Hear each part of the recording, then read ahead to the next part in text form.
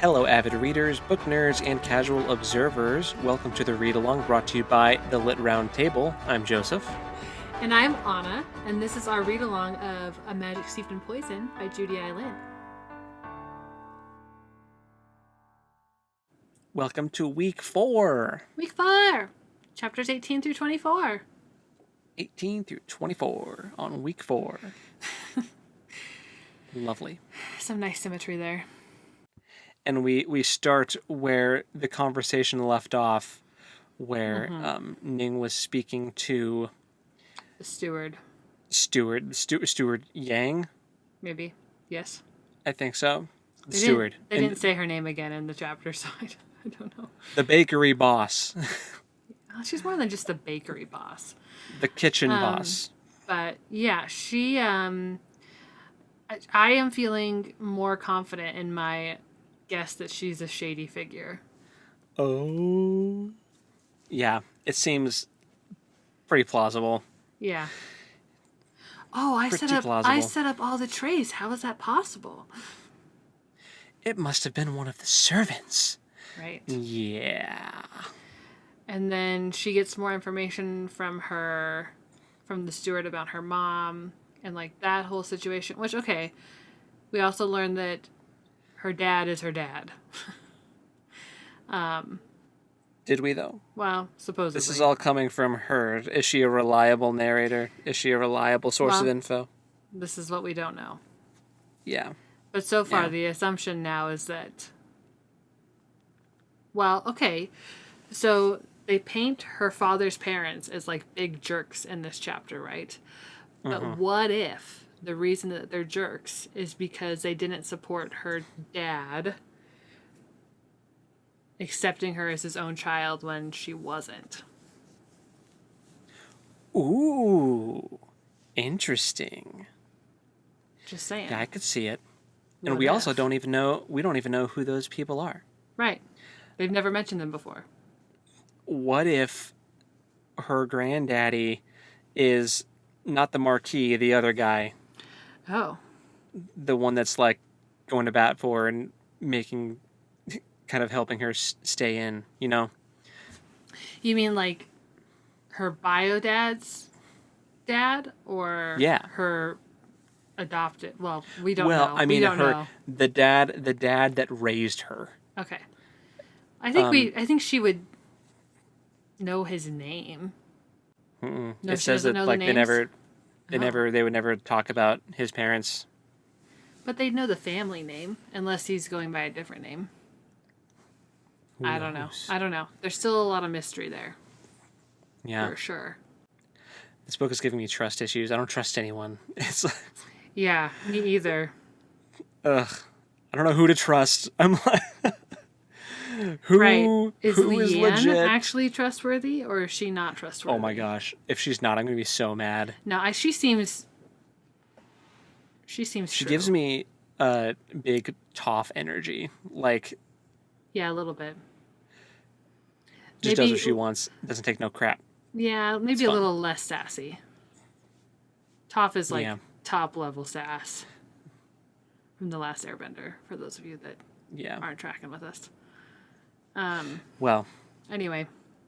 So, yeah, we learn supposedly about Ning's dad and the reason why her mom fled the capital with her quote-unquote dad because they weren't supposed to be together, and they were. Right. She was promised to somebody else by the Emperor. Yeah. Supposedly. Mm-hmm. And then she got preggers by not, that person, supposedly. So, allegedly. So, that's where we're at with that. Intriguing. Yes.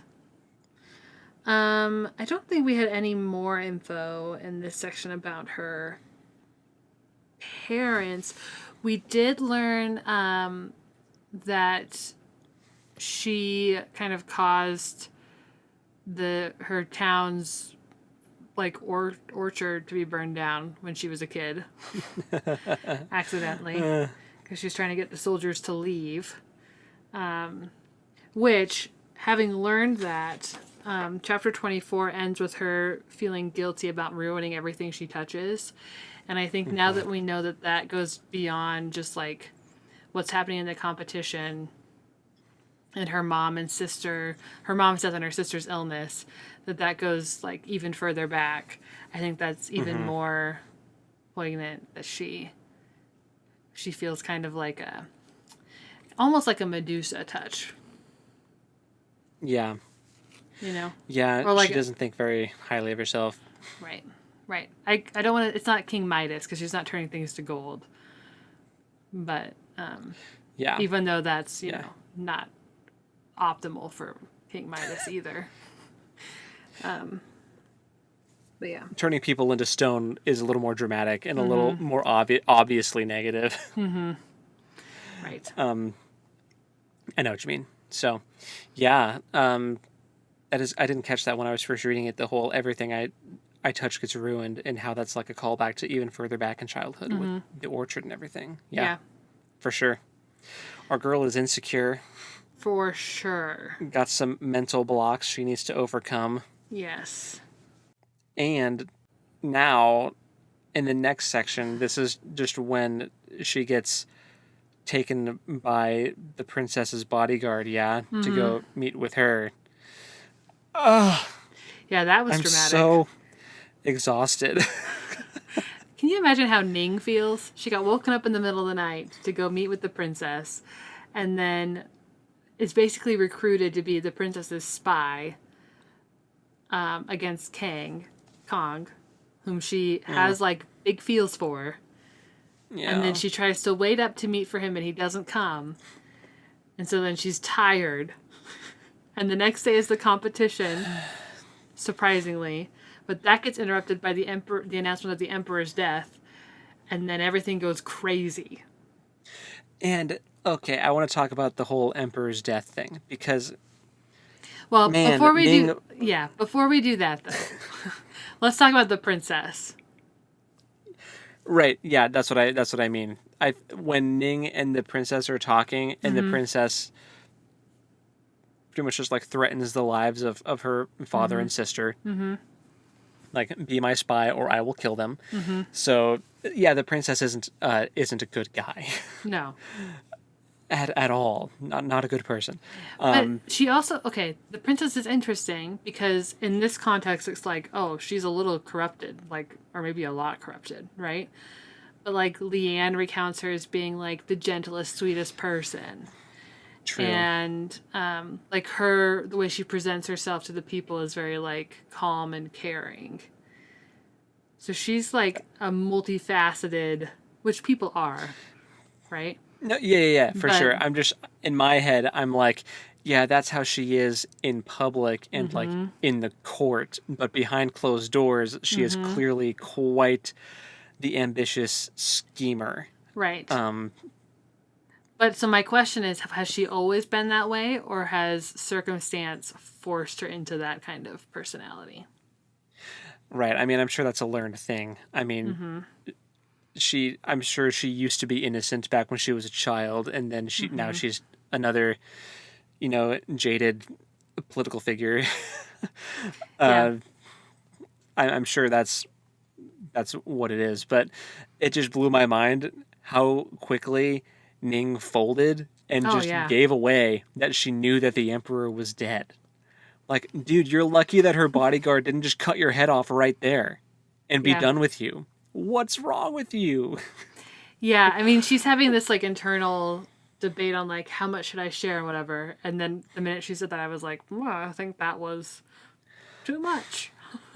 Maybe a little much. Yeah. Because then it's like, okay, the princess is like, either I keep you around as a spy and risk you letting the news get out, or I just kill you. So I guess she weighed her options. She chose to keep her around as a spy and to just get ahead of it if Ning ever spilled the beans to anybody, and just let the news get out that the emperor was dead. It's just... But the Emperor's death causes so much chaos. Yeah. So, did the princess let it out? Or did somebody else? I think that she did, because I think that was her taking power out of Kang's hands, because that was Mm. information that he knew that he could have held over her and used against her. But now she's Mm-hmm. like, what now? What now? I Yeah. already, the secret's out. What are you going to do? So, Yeah. like, she's still the princess. She's still royalty. She's still Mm-hmm. like in the Mm-hmm. succession line. So, like, now what? So I Yeah. think it was her. Um, I think. I mean, maybe I'm wrong, but I don't think that that was just leaked by Kang. I think that was her. I think that was the princess Okay. being manipulative and schemy again. Hmm. Um, yeah, because that also takes any negotiating power out of Ning's hands too, because Ning knew Yeah. that secret as well. So here's the thing, though. Ning is also trying to process all this information before the announcement. And she's wondering, like, how does the Banished Prince have all of his intel? Where's the leak? How did he know that the Emperor was dead? Mm, And, like, all this... She's having a lot of doubts about who's true and who's not. mm-hmm. And then this announcement comes.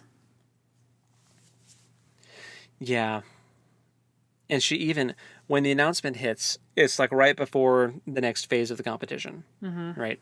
Mm-hmm. And they like stop everything, Mm-hmm. Because and chaos ensues. turmoil, chaos. Kang is disguised as a soldier, kind of pulls her away, Mm-hmm. and they have a conversation. Eventually, like he like hides her in a monastery. They get discovered by the monks. They go hide in these like underground springs, which I'm like, okay. It's quite the setup. Okay. Yeah, and then the way it ends too. I'm like, okay. um but she asks him because she's starting to like try to get information out of him, and I'm like, girl, just tell him that the princess wants you to spy on him. Like, I get that you don't know who to trust and you don't want your family to die, but maybe he can help you and he can help your family. Like, just tell him what's happening, because he's gonna find out that you're spying on him, and then he's gonna freak out and like not trust you, and it's this whole miscommunication trope. That's what I was just going to say. I was like, it's the trope that you and I love so much. Heavy, Ah, heavy sarcasm. ah, Yeah. talk to each other. Yeah. But she asks him like, how did you guys know that the emperor was dead? Like, Mm-hmm. do you have people in the court that are like on your side still? And he was like, what's it to you? Like, he Yeah. uh, becomes very defensive and uh, kind of deflects that. So, like, he's not an idiot. He's not just going to give her anything that she asks, you Yeah. know, even though they're both smitten with each other. But Oh my gosh, they are. It's kind of cute. it is. And it's like, I want them to be a couple. I ship it. But, like, girl, quit trying to. You're playing with his heart, and you're spying on him for the princess. You're going to get him killed. Mm-hmm. And then you're really going to be like, everything I touch gets ruined. Mm-hmm. So she needs to tell him what's going on She does. ASAP. I suspect that she will eventually. At least I hope so. Yeah. Yeah. Yeah, the whole spring thing, the sacred pond, and then the snake that like bit her and sent her down into the water. I Yeah. was like, I feel like there's something in that. Like symbolic. Yeah. Yeah. But I don't know what it is yet. But I feel like her being like, for lack of a more Eastern term for this, being baptized in the blessed waters so forcefully that way. And then we find out that she doesn't know how to swim. So, like, that's especially problematic for her. It seemed like she had some kind of spiritual experience Right. in the water. Exactly. Like there was some kind of rebirth that happened there. So I'm curious to see how that plays out in the chapters. Yeah, that are like coming. did that just give her more magic powers? Like, what's going to Maybe. happen with that? And then of course, Kang rescues our girl, but to do that, he's got to take off all this heavy armor. I mean, come on. Otherwise, he'd drown too. Well, So he then- also waited for her to come up because he thought she could swim. So he like waited, and then she wasn't coming up, and then he had to take off all this armor. Yeah. She was down there for quite a while. He felt really And bad. afterwards, he was like, I'm sorry. I thought you would come back up. I can't swim. I mean, that's valid. Yeah, no, it's valid. I would have done the same thing. Yeah. But then, yeah, the whole like, oh, now Kang is shirtless in the hot springs. Yeah. And he drapes his tunic over her to help warm her up, and then they kiss passionately. I was like, this is a vibe. This is, I mean, the second they went down into a spring, an underground spring, you knew. I mean, this is not like a Jon Snow and Ygritte situation. No. I mean, this is a YA, and it's not Yes. George R. R. Martin. Yes. But they This cute. is not R-rated. They cute. They are. And they have clearly had feelings for each other. Like, the minute he grabs her, he's, like, smiling at her from under his helmet and whatever. It's, like, very flirty Yeah. the whole time. And she's so oblivious. She doesn't think that he's actually flirting, and it's like, girl. I get it Yeah. that you're used to, like, your small town and, like, just living on your little farm. Maybe you're oblivious, but, like, come on. I mean, but she's feeling things, too. Yeah, for sure. But it's mutual. Yeah. Well, he makes some comment about how he likes her because the first time they met, she kicked him in the shins. I'm like, that's so weird. But very funny. Oh, she asks him about the stone. She finally reveals why she's Oh, yeah. even competing. And she asks him point blank if he knows anything about the magical stone that can heal Shu. And he gets very quiet. But I think she thought he was like judging her or something. And then he speaks the most devastating fact. Well, if the stone existed, do you think the emperor would be dead? If the stone existed, do you think the empress would be dead? Or the empress dowager? Or my mother? Like, do you think any of these people would be dead? And she can't process the information. Because she's been so focused on that being the solution. And Yeah. suddenly the solution is not an option anymore. I mean, it's still... Winning the competition will still help her and her family. Yes. Certainly. For sure. But there's no magical stone at the end of it. No. Because the Emperor would still be alive if that's the case. Assuming that he was sick and not just assassinated or something, Right. But, Oh, we also had the reveal that they finally mentioned the poison tea, like right before the third competition. They were like, Yeah. as you all know, there's been poison tea, blah, blah, blah, blah, blah. And then chaos. And she tells Kang that that's how her mom died. He didn't know that before. So she shares that with him. Yeah. She really lays out all of her cards for him, except that the princesses recruited her to be a spy. Yeah. That's going to give our boys some trust issues. For a couple chapters at least. Why does the princess need her to be a spy if they've been following Kang around anyway and they knew that he was meeting with her? Like, can't they see who else he's meeting with? Well, it's because the princess isn't as oblivious as these two fools, and the princess is like, they're into each other. Wow. Yes. and there, and she is going to be able to get more information out of him than just some random court people. Yeah, I suppose. So I think that's the angle. But I yeah, suppose. man. So much intrigue. This book is giving me trust issues for sure. Yeah. One of my favorite moments is when she chucks the coin purse back at Xiao and hits him with it. Yeah, man. And he freaks out, and then the monk guy is like, "Now, Dude. you wouldn't want us to think that you're threatened by her, would you?" I'm like, "Yeah, man, you yes." Yeah. Yeah. I was just glad she stood up for herself. For sure. And he bet money against her. Mm-hmm. So maybe he is behind the sabotage of the tea leaves. Yeah. Maybe it is him and the Marquis. I don't know. I mean, he did say something. He made a comment that made it sound like he might have been aware of some kind of shenanigans. Because you put a whole coin purse down on her losing. That's pretty confident play. Mm-hmm. So I think he knew that she was sabotaged.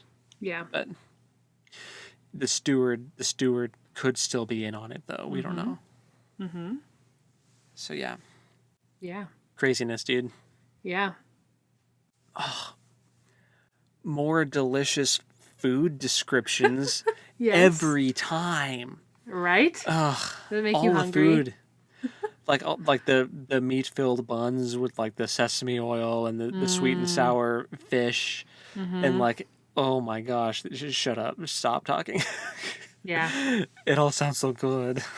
Yeah. Or the fresh bao buns that they have in the morning. Ugh, love it. Yeah. Oh, and there was also fantastic description of when Ruyi, is that how you say the captain's name? I think so. Yeah. Is taking her to see the princess. They're going into the inner circles of the palace, and as they're going, there are dead trees. Did you catch that? I did not, because I was listening to this part and driving. Yeah, there's dead trees and things that they're passing. And then they also go into tunnels that are hidden by lion guardian statues, which was cool. They came up. The lion guardian statues came up a couple times this section. Yeah, because that's how she's supposed to communicate with the princess. Mm-hmm. There's a certain statue she has to. If there's a medallion hanging from it, she has to go talk to the princess, and all the stuff. So yeah. They have a whole system in place. Yes, indeed. I feel like Kang is going to figure out that she's a spy before she tells him, and he's going to freak out. I kind of think you're right. That would keep in the tradition of the trope. For sure. It would. But, yeah, man. Really good section. Mm-hmm.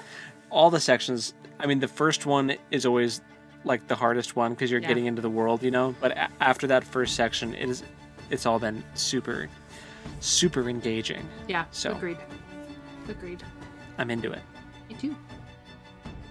So, for next week, you're going to read chapters 25 through 31. Alrighty. 25 through 31. Mm-hmm. Mm-hmm. And we'll see what diabolical plots get uncovered in the next section. Yeah. I'm excited. Cool. Me too. For sure. Well, I guess until next time, then, happy reading. And we'll talk at you next time. Later.